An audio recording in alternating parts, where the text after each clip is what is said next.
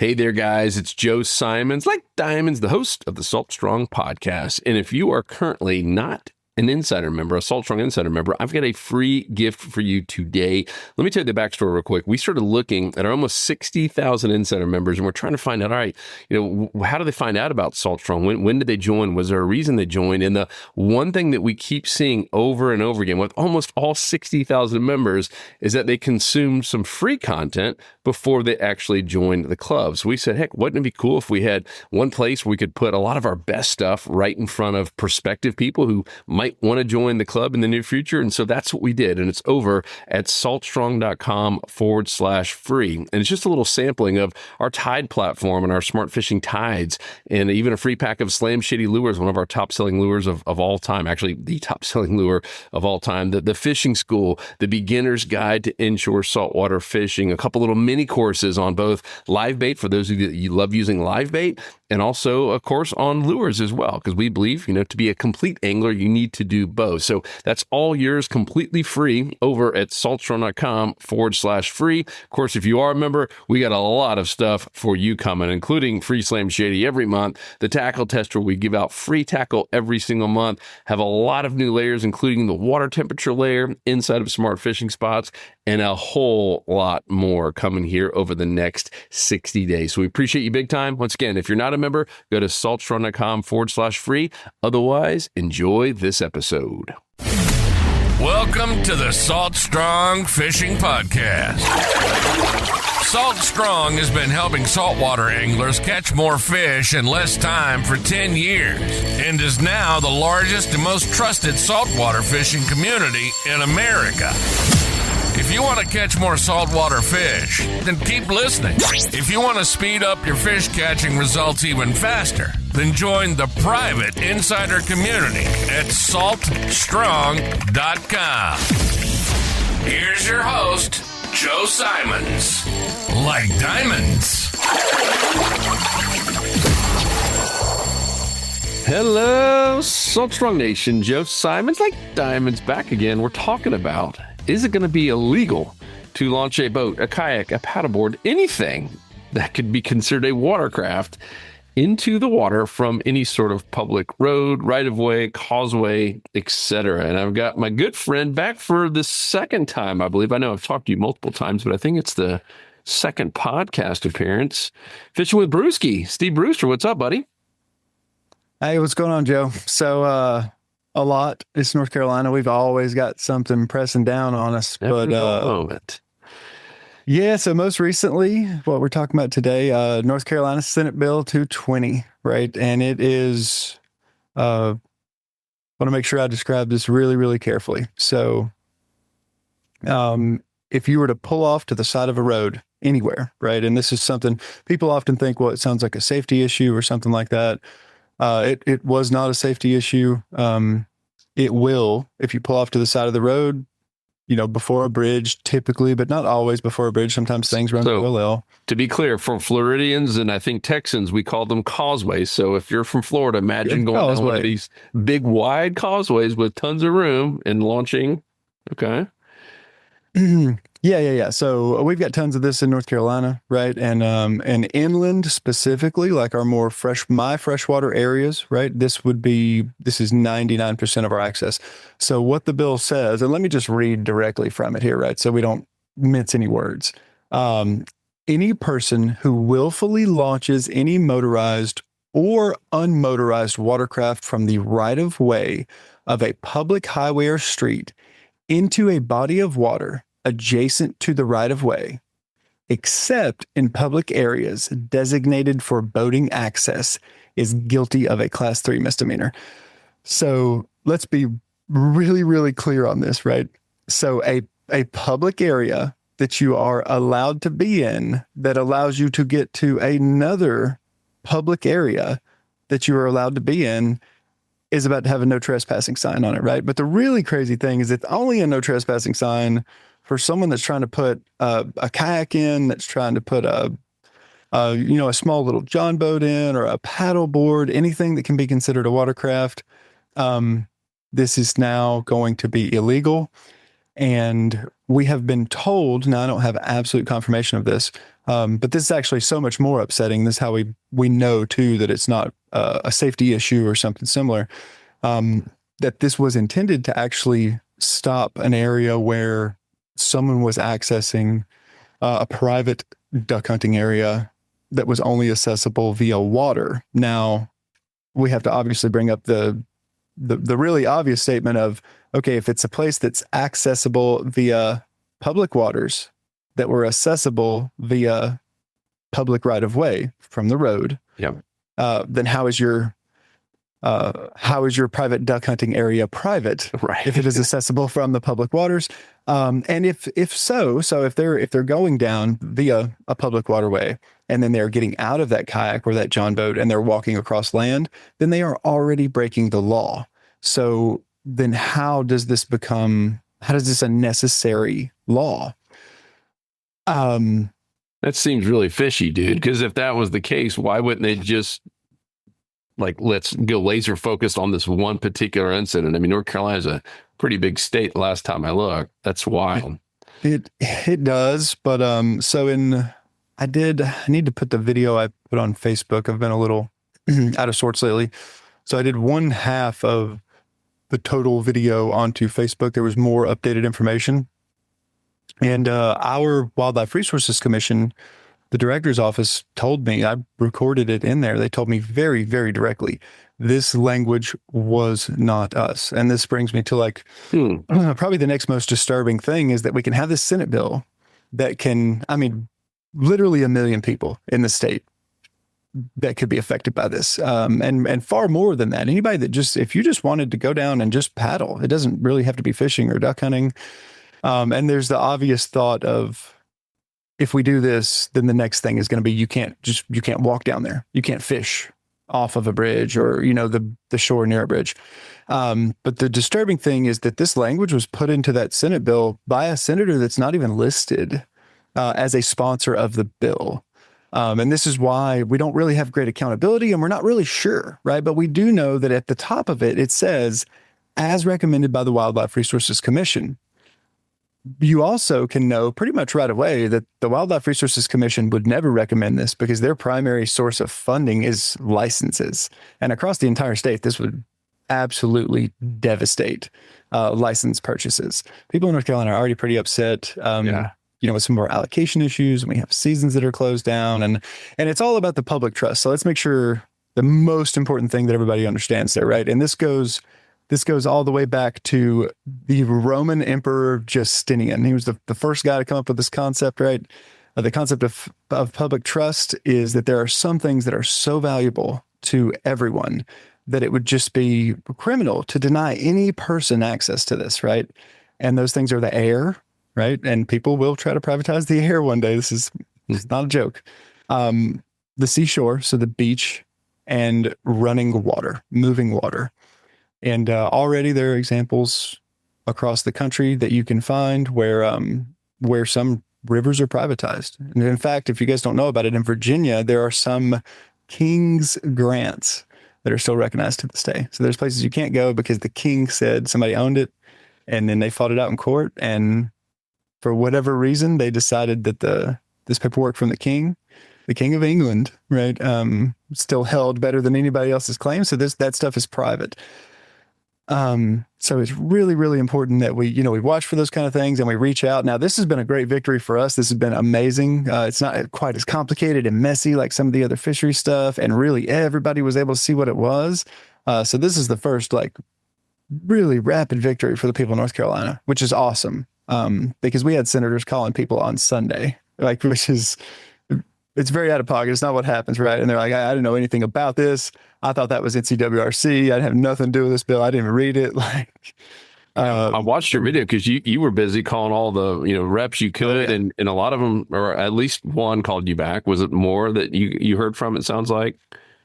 Yep. So other people were contacted back. Unfortunately, my Senate representative, I've tried to contact him so many times, and I've just never gotten through. And I can understand kind of the overarching fishery stuff, especially if you go to a representative and you want to talk allocation, rec versus com.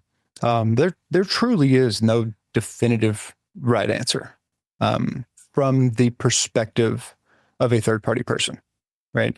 Because you're talking about basically a giant pantry that everybody owns. Everybody's got a right to some of those fish that are out there.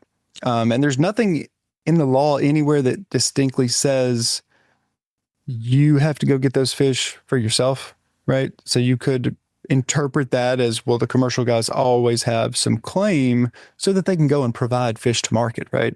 And I don't have a problem with that myself either, really. It makes sense.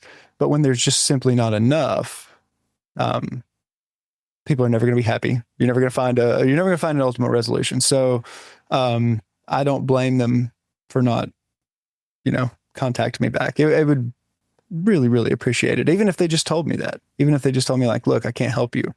So I did have senators not reach back, a lot of senators that don't reach back. And that's the real problem here in North Carolina, right? Is that there's no accountability, right? There's no accountability. So, because it's not just, an equal split. This is a giant pantry and a dozen people took 95% of all the profit out of that pantry until there was almost none left. And then they've actually used the justification that, well, we always took more, so we should still be able to take more of the scraps that are there. But yeah, we did have Senator McInnes reach back to multiple people. Actually, he's a good one, right? Because these people are not paying him, and he's reaching back out to normal folks via email or phone, and he's telling them like, hey, this is going to be changed, and I didn't know about this. It seems like no one. How did you find out about it? You know what? I was looking on Facebook somewhere, and I scrolled past and saw it. I don't know who originated it. And I really, really wish I did, because there's some tiny little part of me. I'm so paranoid with the government stuff. I'm probably just crazy. But there's some tiny little part of me that almost feels like the timing is too convenient, and that this is a Blount's Creek bait and switch. So we just had a new, what is it called? A new, I'm drawing a complete blank here. So they gave permission for this, a mine to do dumping, right? And I can't remember what it's called. They have a pass. There's a word for this official document, right? But basically they got permission to dump the wastewater from the mine into a creek that's on the Pimlico River up here. And this was very, very recent, and this was getting a lot of political attention sort of ramping up. And then this kind of comes out of the woodwork as like this really crazy thing. And I don't know. Now, I've been told by someone the senator that put the wording into that bill, and based off who he is, I don't know that it would make sense, right? Because you kind of learn as you get into this stuff that like you're going to have the farmers, and you're going to have, the farmers that are specifically into tobacco, right? But they're working with the other guys, and agriculture is still kind of the largest power system in North Carolina.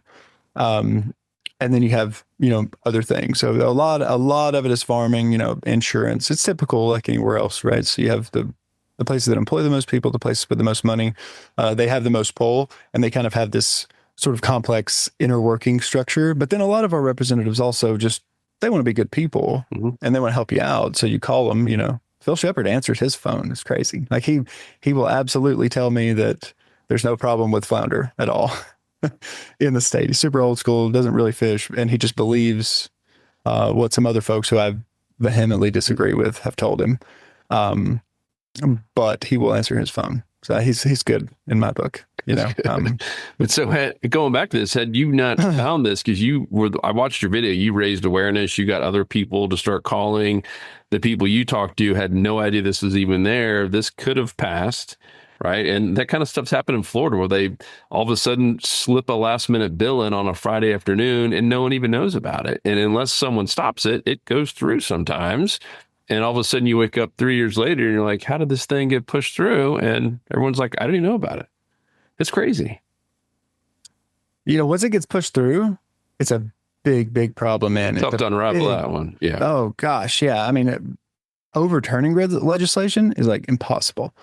Stopping new legislation, as we can see, is pretty doggone easy. That's I think that's the first thing I'm going to pursue. moving forward this year, very specifically, I'd like to see a couple things actually in that.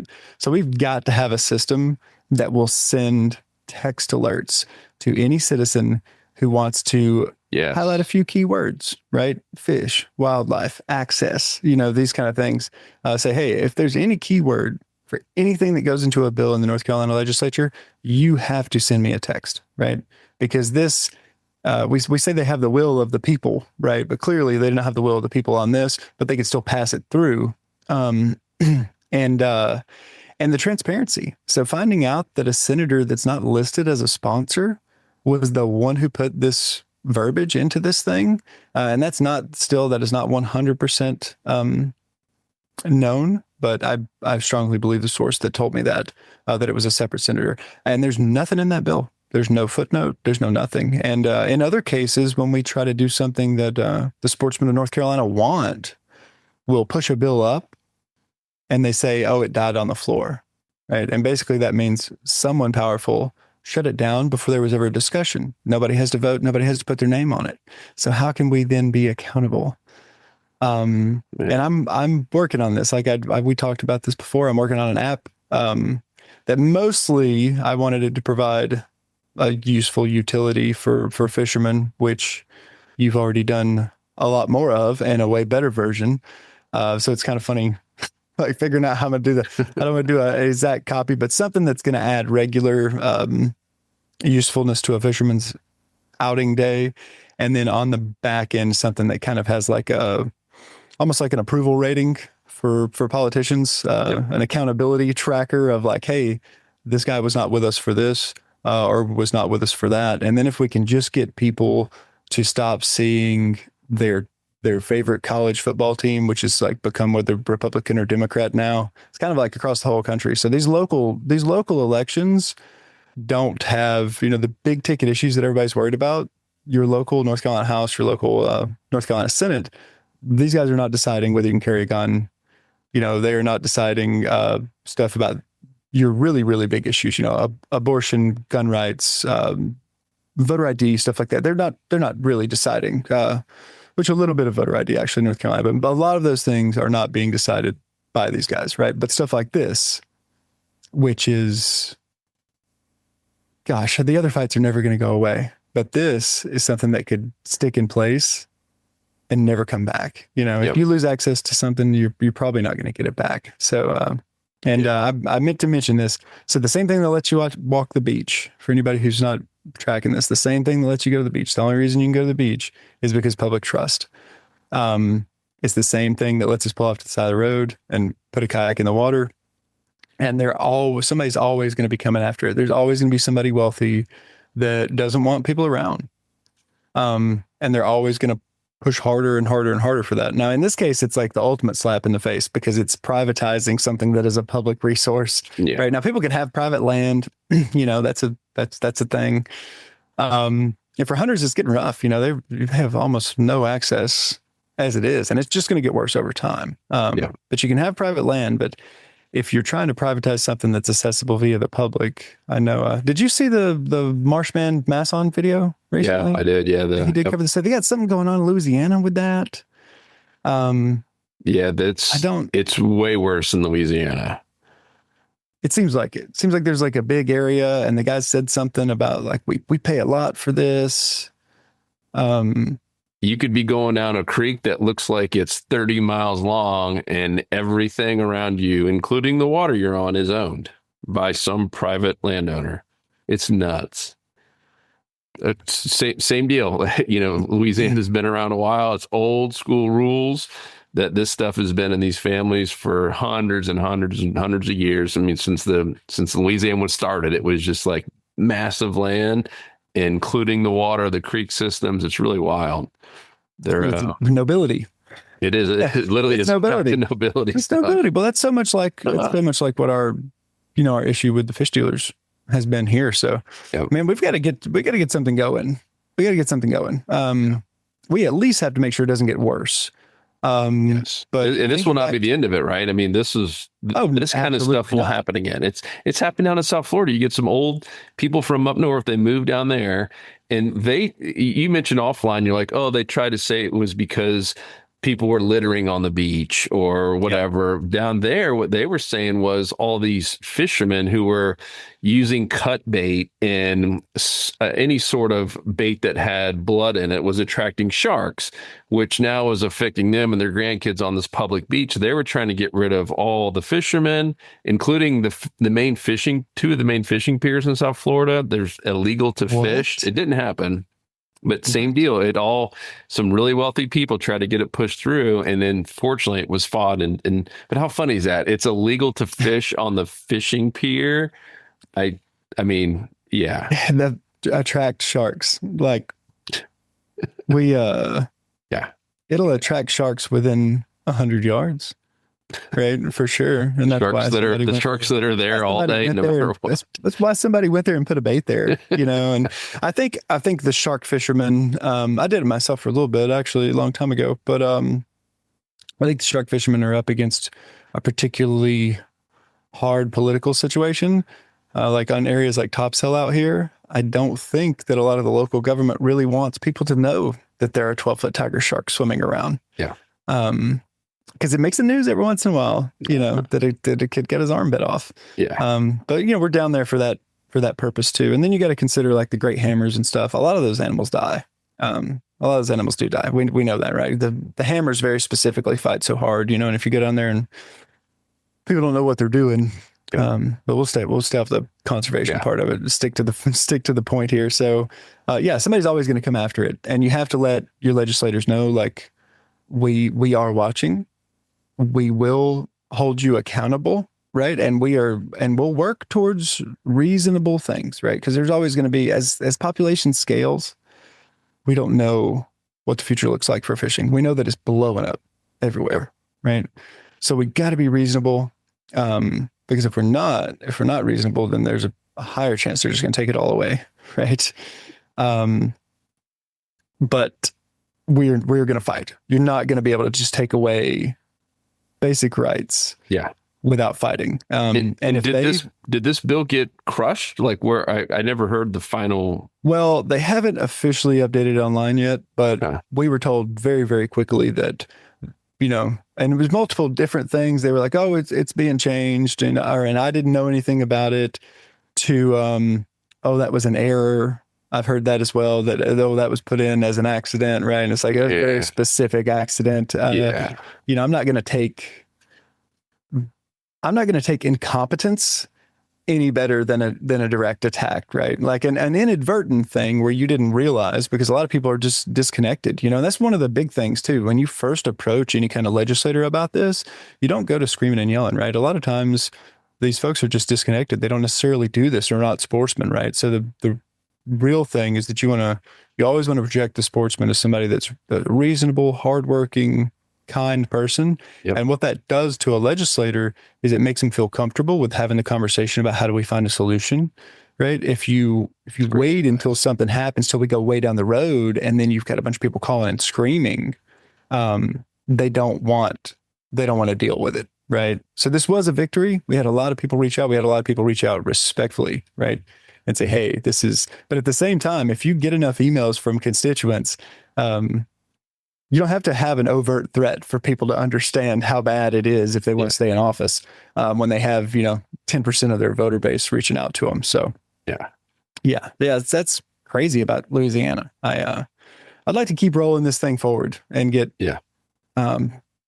some group of people going. We've always got, we've got multiple 501(c)s out there that are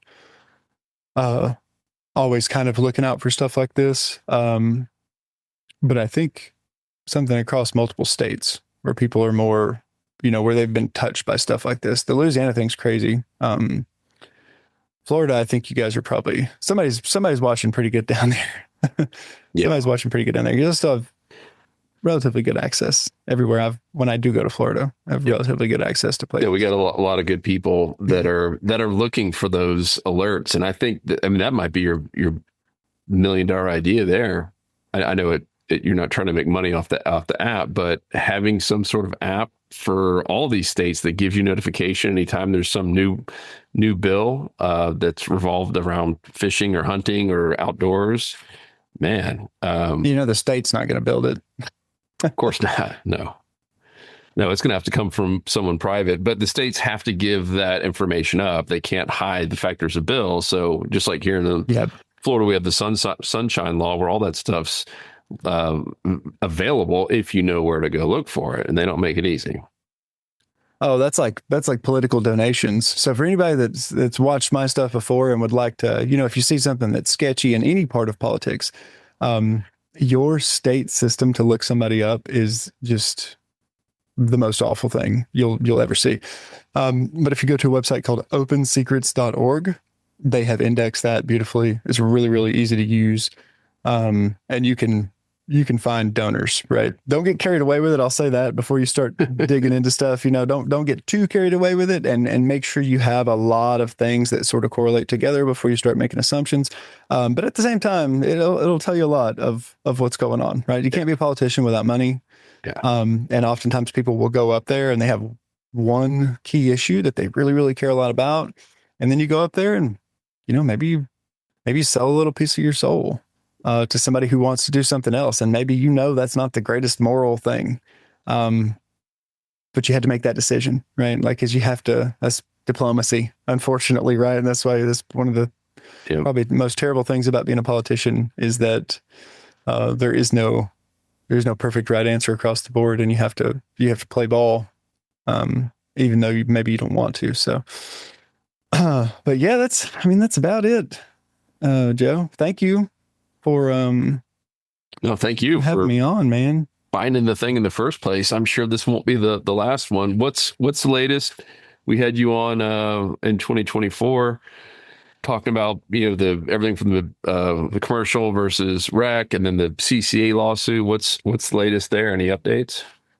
So the CCA lawsuit should be coming to fruition sometime like over the next month, I think. Okay, and that's really huge, and it's right back to the same thing. The concept of public trust is what they're suing under that, because in the North Carolina Constitution, part of that public trust is guaranteeing that the public retains access. And in the case of flounder, that access is lost via a closed season.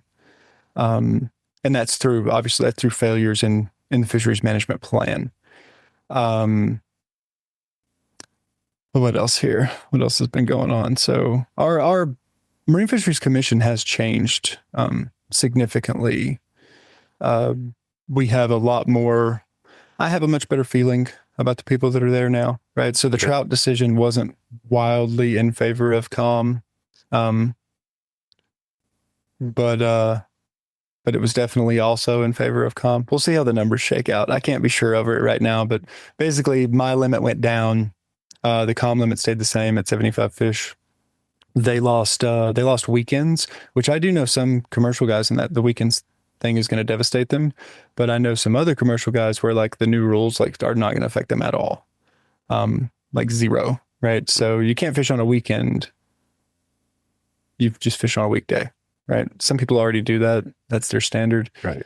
And we'll see how it shakes out. We had a cold kill. I don't want to say a light cold kill, but a light heavy cold kill. Nothing died in my area, but I saw some other areas that were pretty awful.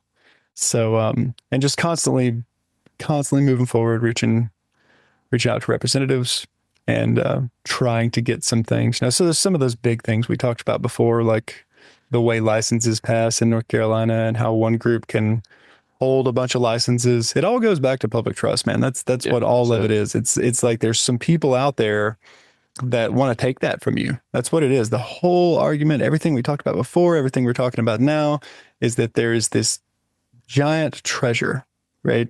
And we've decided that it belongs to all the people of not just North Carolina, but of this entire country. In fact, even visitors to the country, right? You can go and you buy a fishing license and you can access that. And there are people who want to take more of it than anybody else. And they do. They're very successful in this in many places. Yeah. And they want to, and others that, and some of those same ones and others that want to take it completely. And they do, and they have. There are private rivers out there where people pay enormous amounts of money to go fish. So someone that owns something that they did not make, that doesn't truly belong to them in any other sense that they got some legal paperwork, they have great benefit off of something that they don't plant, they don't fertilize, and it truly belongs to the rest of the people of the country, right? And if that doesn't upset you, I don't know. It's the most un-American thing I can imagine, right? And as a Marine, as somebody that went over and fought and stuff, that's like a real, just like, it's a real slap in the face, right? To be told you're fighting for freedom and come home for freedom. I was going to say, and see the most existential threat to freedom, be my neighbors, right? Other people that live in the state with me. Yeah. Usually over money, like it's money involved to take away someone else's freedom. I mean, if you really think about it, all those examples, it's kind of follow the trail, and it's usually some money somewhere. Every single one. Yeah. I don't think I found a single political issue that wasn't just purely based on money. Yep. Maybe there's some out there somewhere else, but I don't think so. All the big ones are it's money. Nobody's making these, nobody's doing a lot of work over something that's just the right thing to do. It's we've come so unfortunate statement. And some people are, but all the things happening in North Carolina, all the things local, and anything to do with fisheries is 1,000% just money. From any side of it, from any side how you want to look. There's certainly places where there's recreational push, where somebody maybe that was in tackle or something like that got real big, got real smart, and maybe started off with just making sure the wrecks were protected, and then went a little far into doing things that might benefit one industry more than another. So, well, I won't talk about that anymore, but it happens everywhere, and it's never safe. You are never, ever safe. Yeah. You have to engage, and it doesn't have to be something scary or uncomfortable. You reach out and you talk to people about that, and you make sure every kid knows, and every politician, anybody that you talk to, really spread that message of this is so important. This is this big shared thing. And that, I think that's going to do more for the future of having access to this stuff than anything is the culture change, right? Yep. So if people don't really know what the public trust is, then they can't know that they should be upset if it goes away. That's a good point. So definitely the biggest thing, and then just reaching out to your representatives, and hopefully I can build something in the near future that's going to give us real-time alerts. That would be awesome. And people can kind of jump in on that. I don't know how to weave all the states in together, but it's a good idea, something to work on. Mm-hmm. Well, let us know if we can help on that one. I'm sure we'll chat offline. Everyone, make sure to go follow and subscribe on his channel.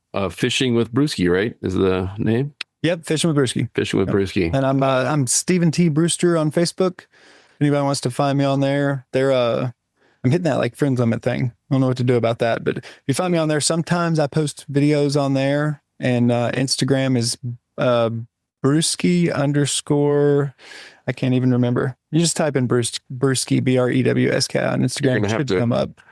Create a business page or something on Facebook so more people can follow you. I don't even know how to do that. I don't know how to do that, but use AI. Any of my public posts. So if I make a video, I'll make that video public, and if you look that up, it'll pop up. So, love it. Yeah. Well, super helpful, dude. I really appreciate you staying on top of it, because like I said, I really believe this is one that no one else was paying attention to, and it could have just as easily as passed, and it would have been, like you said, almost impossible to reverse it. So we would have spent crazy, and it's already so bad with all the other things in North Carolina, with people having lost the faith of our politics defending us. Oh man, it would have just been completely lawless. That's really the worst thing of it as we go forward and people feel betrayed by their politicians, is that they no longer feel compelled to follow the law in any respect, right? So it's not going to work out well for the fish in the long run if they're doing that. So yeah. Well, Joe, thank you so much, man. You guys, it's always great to have some support and get some more word out there to folks. Like I said, this one was cut off, but definitely good to follow and keep up. And I'll let people know the next time it happens. And we still have to keep our eyes on this too, because at first I was told it might just be modified to say like powered vessels, right? But it might just be modified to say powered vessels. So like your John boat with an outboard. And I immediately responded, this still restricts access. Yeah. So, but we'll see. If they try to pull that, I'm going to go after it just as hard. I'm going to go after it just as hard. We don't want to lose anything. We don't lose anything for anybody. Because like we even have a little those paddleboard, those L2 fish boards with little motors on them that would still be considered motorized. Oh my gosh. Yeah. And I mentioned that too. I was like, tons of kayaks are motorized these days. Yeah, absolutely. So, but they were trying to find a way to just target the John boats. And it's like, no, man, no, we're not trying to find a way to like give this person what he wants. Right. And we're still trying to find out more about that. We don't know if this particular senator, who again was not listed as a sponsor, if he duck hunts and I find this out, he's not a senator to mess with in this state. It's not a good idea. But I'm going to be super, super mad. Yeah. I'm going to have some private words with him for sure. I'm going to have some man-to-man words with him, sure. If he's got a contributor that's a mass contributor and somebody was saying, hey, could you help me out with this? And he just didn't really understand the far-reaching effects of this, then, that's how you always want to approach to begin with. Like, hey, we just a bunch of hardworking, tax-paying voters here, and we'd really appreciate if you don't completely destroy our access to resources that belong to us. Thanks. Yeah. Over one person's private duck. Yeah. Maybe remove the sarcasm from that, but Jeez. Cool. Keep up the great work, dude. Thank you. Yeah, I'm gonna run. I got a lot of things to do today. I understand. Ditto. Yeah, appreciate you, brother. Out of here, man. See you, Steve. Want more fishing tips, shortcuts, and tools so you can catch more fish per trip? Then head over to saltstrong.com now and join the movement. Tight lines, and thanks for listening.